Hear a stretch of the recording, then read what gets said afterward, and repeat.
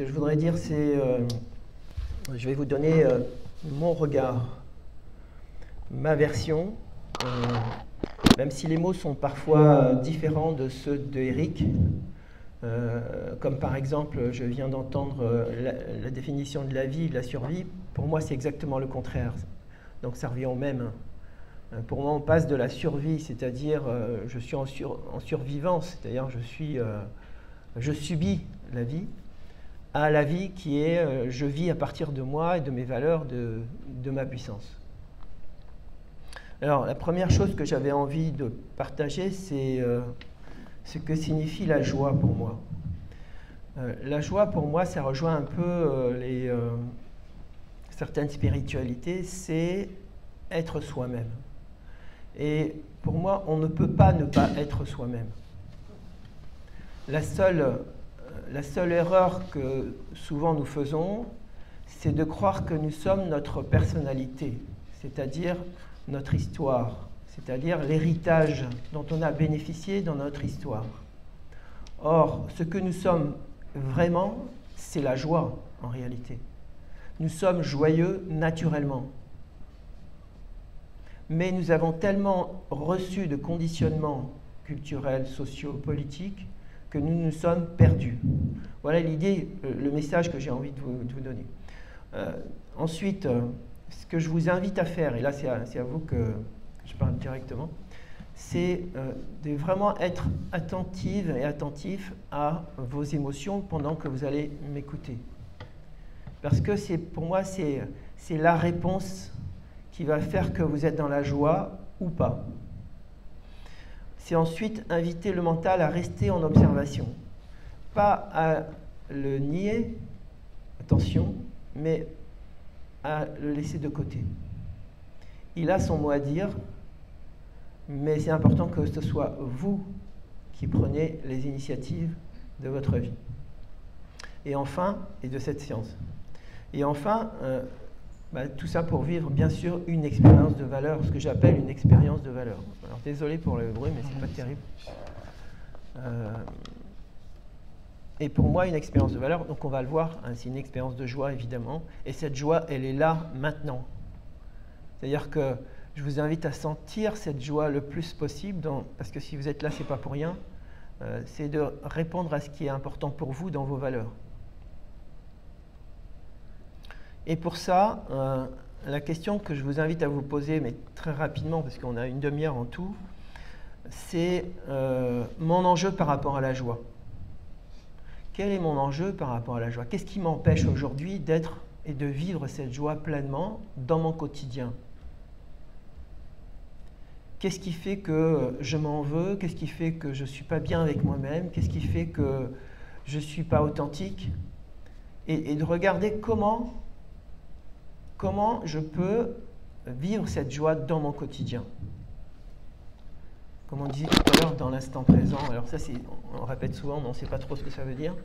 Mais vraiment dans mon quotidien, dans chaque instant de ma vie, je peux être dans cette joie. Je peux vivre cette joie, je peux être cette joie. Encore faut-il que je me désidentifie de ma personnalité.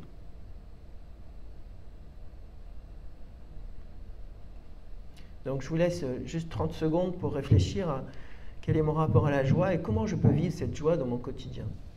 Qu'est-ce qui m'en empêche, en fait? À moi, personnellement, parce que chacun, vous avez une histoire différente, et chacun, vous avez des freins qui sont différents, et une personnalité différente.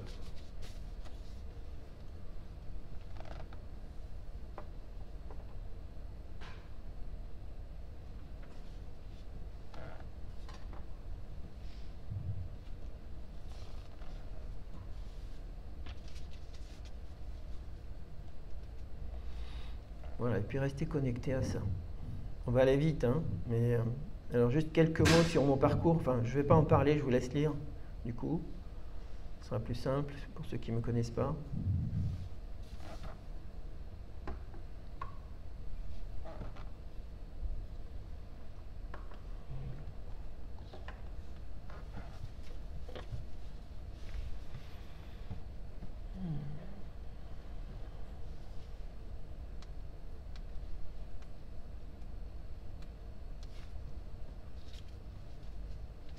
Alors, on va continuer. Alors, je me dois évidemment de vous donner une définition de l'intelligence émotionnelle. Cette définition, je l'ai adaptée pour vous aujourd'hui. L'intelligence émotionnelle, c'est ma capacité à accueillir la joie, c'est-à-dire à accueillir ce que je suis, hein, comme on a dit, et à dialoguer avec mon corps. Parce que le corps, pour moi, c'est ce qui va nous connecter à cette joie. On ne peut pas faire l'impasse de notre corps. Hein. Comme Eric l'a dit tout à l'heure, le corps est très important. Notre corps, mon corps, et celui de l'autre. C'est la même chose. Si je respecte le corps de l'autre, je me respecte moi. Si j'écoute le corps de l'autre, j'écoute mon corps à moi. Et cette écoute va libérer les émotions pour laisser la place à la joie. Vous aurez le temps de poser des questions après, parce que je dis beaucoup de choses. Voilà. Et l'intelligence émotionnelle donc, a été découverte en 90. 32 ans déjà, par Peter Salovey et John Mayer, qui sont deux psychologues américains. Alors, un mot sur la carte corporelle des émotions. Juste pour vous dire qu'on est encore dans le corps, et vous voyez l'énergie qui circule dans le corps en fonction de chacune des émotions. Vous voyez, par exemple, je vais prendre les extrêmes, le bonheur, puisqu'on y est, hein, le bonheur va générer une énergie, comme l'a dit Eric tout à l'heure, dans tout le corps. Donc cette réalité philosophique est aussi une réalité physique, émotionnelle.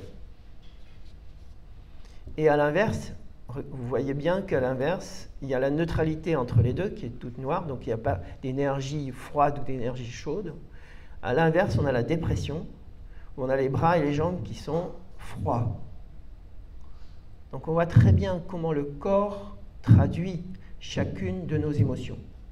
Et dans les trainings que nous faisons, nous apprenons à être à l'écoute de nos émotions à travers le corps. Parce que c'est ça qui est la porte d'entrée de notre être, la porte d'entrée de ce que nous sommes vraiment, c'est-à-dire la joie. Notre nature, c'est d'être cette joie. Je répète, hein, mais c'est important. Donc voilà, et puis sur la gauche, j'ai mis quelques liens aussi avec tout notre système musculaire, hormonal, neuronal, etc. Alors, un mot. L'intelligence émotionnelle n'est pas d'aujourd'hui, n'est pas des années 90. Albert Einstein a dit « Nous passons 15 ans à l'école et pas une fois nous apprenons la confiance en soi, la passion et l'amour qui sont les fondements de la vie. » Donc ces questions ont été déjà élaborées mais n'ont pas été retenues par notre société. On préférait s'intéresser à ce qui était technique.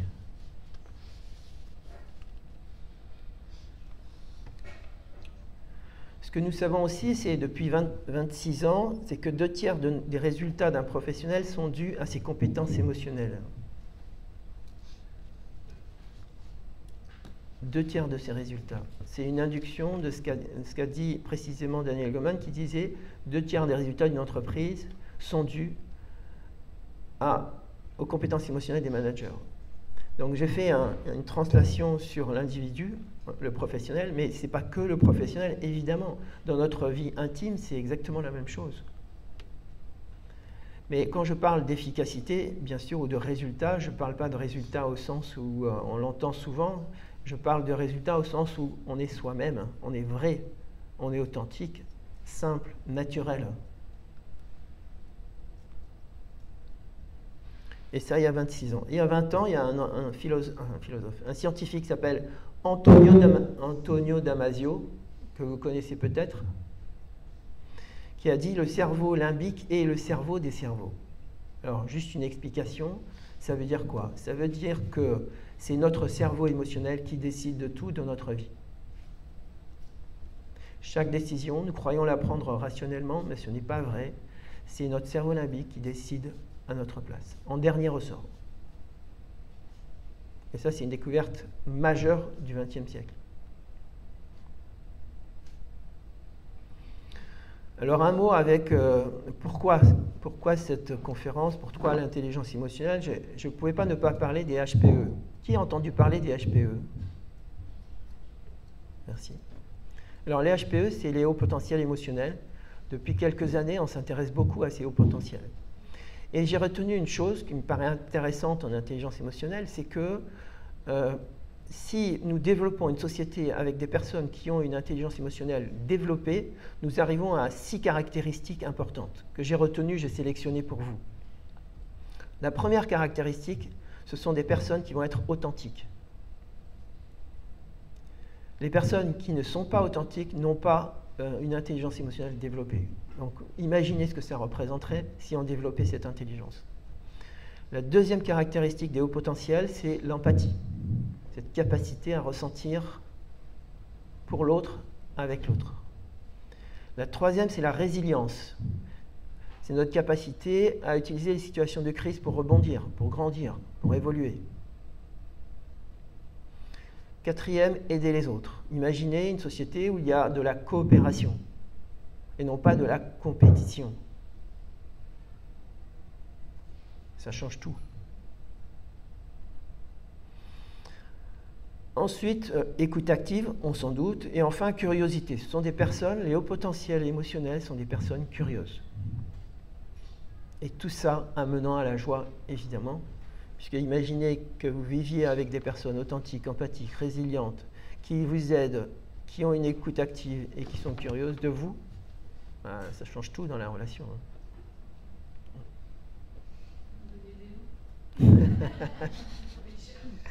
Il y a 1%, un peu plus d'1% des gens qui sont au potentiel émotionnel, d'après les statistiques. C'est pas beaucoup. Mais bon, on commence comme ça. Alors, je rentre un peu plus dans le sujet. Pourquoi ce sujet? Vous l'avez deviné, libérer nos émotions, c'est vivre cette joie universelle. Ce n'est pas seulement la joie individuelle, hein, quand on parle de développement personnel, c'est aussi une joie universelle. Ça veut dire que nous sommes comme des systèmes imbriqués les uns dans les autres. Moi, je suis un passionné de systémique depuis 30 ans. Et je m'aperçois qu'un microsystème va influencer un macrosystème. Donc, un individu va influencer son environnement, son équipe, la société, etc., etc. Tout ça interagit. C'est complexe. Et donc, voilà, je dis l'inverse de ce qu'a dit Eric, mais ça veut dire exactement la même chose. C'est passer de la survie, c'est-à-dire d'une vie d'obéissance, d'une vie où je suis mes conditionnements, parce que le seul conditionnement, la seule manipulation possible, c'est le mental. On va manipuler le mental, on va faire croire au mental ce qu'on veut bien lui faire croire. Et les médias jouent un rôle très important pour ça. Donc c'est être libéré de tous ces conditionnements, et croyez-moi, ne sous-estimez pas ces conditionnements. Ils sont très importants, très puissants. Donc passer de la survie à la vie, c'est-à-dire à cette capacité à créer, comme on l'a dit tout à l'heure. Vivre, c'est être capable de créer sa vie, de créer ses relations, de créer son activité, de créer sa maison, de créer son lieu de vie, etc., etc. Donc c'est très important. Je prends l'exemple d'une personne qui s'appelle Gisèle, je n'ai pas pris son nom évidemment, qui, en début de cursus de formation, vivait de façon solitaire. Et elle ne pouvait pas, pour des raisons de son enfance, il y a eu des traumatismes lourds, graves, elle ne pouvait pas avoir de relation avec un homme. Et au fil du temps où elle a libéré ses émotions, on verra après pour le stock d'émotions, où elle a libéré ses émotions, petit à petit, elle a pu voir qui elle était. Et évidemment, cette joie spontanée a émergé. Et aujourd'hui, c'est une femme qui est dans la joie. Je dirais même mieux, elle n'est pas dans la joie, elle est la joie. Elle incarne la joie. Et quand on est avec elle, eh ben, on a envie d'être joyeux. Elle diffuse cette joie autour d'elle. Et tout ça, c'est possible. Aujourd'hui, on sait comment y arriver. C'est possible. Mais encore faut-il savoir faire la différence entre un chemin et un autre chemin. Et pour ça, c'est vraiment écouter votre intuition. Parce qu'il y a tellement de sollicitations qu'on ne sait plus faire la différence aujourd'hui. Alors, c'est quoi? Quelques mots sur la joie. Je vous ai dit, c'est notre état naturel. Le bonheur, pour moi, c'est un processus expérientiel qui nous amène à la joie. C'est un processus, le bonheur. C'est quelque chose qui s'acquiert au quotidien, étape par étape. On ne peut pas, même si on ait cette joie, on ne peut pas se renouer à notre joie si on ne fait pas un travail, un entraînement, une pratique. Il n'y a pas de miracle. Il n'y a pas de technique, d'outils miraculeuses qui peuvent nous amener à vivre la joie. Il y a simplement une pratique, un entraînement rigoureux, sérieux, mais aussi dans la joie. Ça, c'est ma conviction et c'est le travail que je fais depuis 20 ans. Donc le bonheur, ce n'est pas un état, c'est un processus de progrès, c'est un processus vers ce que nous sommes. Et donc je redis, c'est notre personnalité.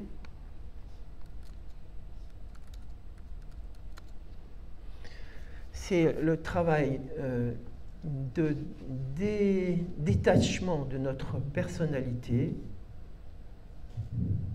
et de toutes ces sous-personnalités que nous incarnons dans la matière, par notre héritage, par nos gènes, par notre éducation, par notre culture, et de voir que nous ne sommes pas ces conditionnements. Que cette personnalité, elle nous a simplement permis de nous protéger de l'agression extérieure, de nous adapter à la société dans laquelle nous sommes nés. Mais ça, avec l'héritage des parents, grands-parents, arrière-grands-parents, parce que tout ça est véhiculé dans nos gènes. Donc ce travail dont je parle, ce training, cet entraînement dont je parle, c'est un entraînement par rapport à nos sous-personnalités de notre vie, à nous, depuis notre conception, mais aussi un travail sur l'héritage que nous véhiculons dans notre corps.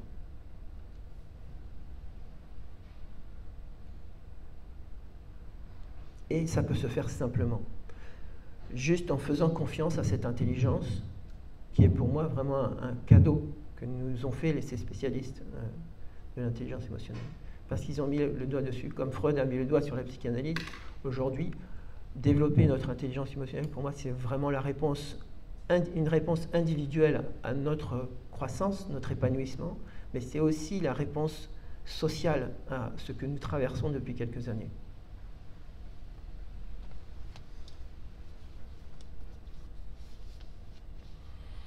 Alors, le bonheur engendre la joie, oui.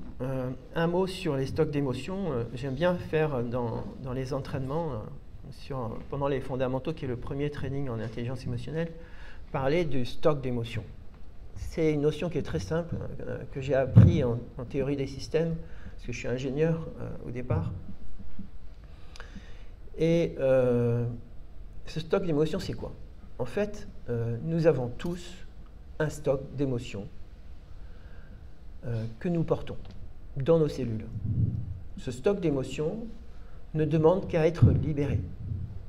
Émotion, mouvement vers l'extérieur, ex-motion. La fonction d'une émotion est d'être libérée. Elle n'est pas d'être engrammée, enregistrée dans le corps. Or, chaque fois que nous sommes dans le déni de ce que nous sentons, nous stockons cette émotion. Imaginez tout ce que nous stockons dans notre corps qui est merveilleux. Franchement, il a une fonction extraordinaire. On se demande comment le corps peut fonctionner avec toutes ces émotions qui sont stockées à l'intérieur. Et ces émotions vont empêcher le fonctionnement de notre corps. Ces émotions vont accélérer le vieillissement de notre corps. Et donc, comme le disent très bien en médecine chinoise, ils associent les organes avec des émotions, mais pas que, on le voit un peu partout. Des émotions qui sont libérées, c'est une santé qui est retrouvée. Donc il y a un lien direct avec ça. Et si je suis en bonne santé, je suis dans la joie, évidemment. Comment est-ce que je peux être malade et être dans la joie? Donc il y a quelque chose qui est important, c'est cet accueil des émotions dans notre quotidien. Voilà comment déstocker nos émotions personnelles, mais aussi des émotions héritées de nos parents, grands-parents. Et ça, on en parle très bien en thérapie généalogique ou transgénéalogique. Donc je vais résumer et compléter. Les émotions agréables ou désagréables nous amènent à la joie.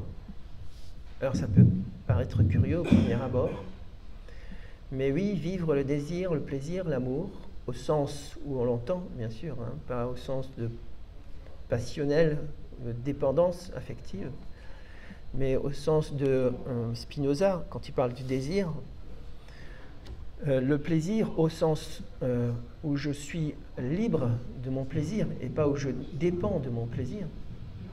Et l'amour, bien sûr, on parle d'amour inconditionnel, un amour où je vais aimer l'autre comme on aime un enfant et comme on aime une personne sans être dépendante d'elle. Et donc, toutes ces émotions libérées nous amènent à la joie. De la même manière, et c'est un peu plus ambigu, vivre la peur nous amène à la joie. Quand je parle de vivre la peur, ça ne veut pas dire subir la peur. Ça veut dire la sentir dans mon corps, comme je l'ai montré tout à l'heure dans la carte des émotions. Ça veut dire être conscient de ce qui se passe au niveau énergétique dans mon corps et dans toutes les parties de mon corps. Et c'est là que je libère mes émotions. Donc en libérant ma peur, ma colère et ma tristesse, je touche ma joie profonde. Alors, une petite pratique sur le comment, pour terminer. Oui, la pratique de la libération émotionnelle que je fais moi-même tous les jours, hein, avec Agnès qui est là. Et ça prend très peu de temps, vraiment en 5 minutes, 10 minutes, un quart d'heure, selon le temps que vous voulez investir sur vous. C'est prendre le temps d'accueillir ce qui est agréable et ce qui est désagréable. Et surtout de ne pas rejeter ce qui est désagréable. Parce que c'est l'erreur commune. Et Spinoza l'a dit, hein, accueillir le tragique inhérent à la vie. Donc j'invente rien. C'est mettre en application ça dans notre quotidien.